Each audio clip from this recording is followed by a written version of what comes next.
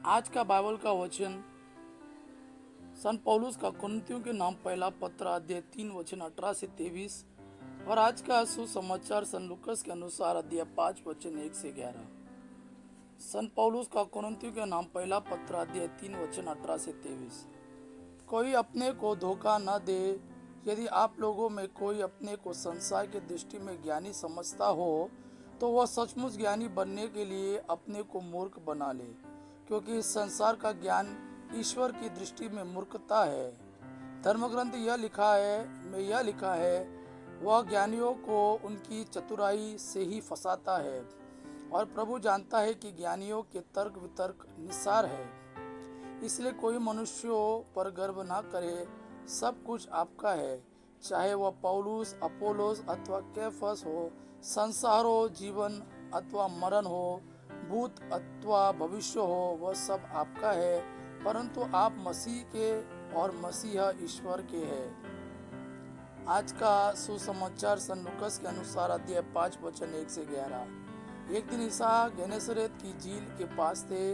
लोग ईश्वर का वचन सुनने के लिए उन पर गिरे पड़ते थे। उस समय उन्होंने झील के किनारे लगी 2 नावों को देखा। मछुए उन पर से उतर कर जाल धो रहे थे। ईसा ने सिमोन की नाव पर सवार होकर उसे किनारे से कुछ दूर ले चलने के लिए कहा। इसके बाद वे नाव पर बैठे हुए जनता को शिक्षा देते रहे। उपदेश समाप्त करने के बाद उन्होंने सिमोन से कहा, नाव गहरे पानी में ले चलो और मछलियां पकड़ने के लिए अपने जाल डालो। सिमोन ने उत्तर दिया, गुरुवर, रात भर मेहनत करने पर भी हम कुछ नहीं पकड़ सके, परंतु आपके कहने पर मैं जाल डालूंगा। ऐसा करने पर बहुत अधिक मछलियां फंस गई और उनका जाल फटने को हो गया। उन्होंने दूसरी नाव के अपने साथियों को इशारा किया कि आकर हमारी मदद करो।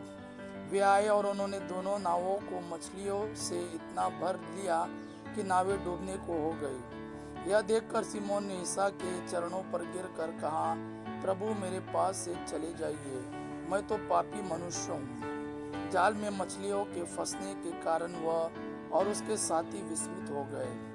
यही दशा याकूब और यूहन्ना की भी हुई। ये जेबेदी के पुत्र और सिमोन के साझेदार थे। ईसा ने सिमोन से कहा, डरो मत, अब से तुम मनुष्यों को पकड़ा करोगे।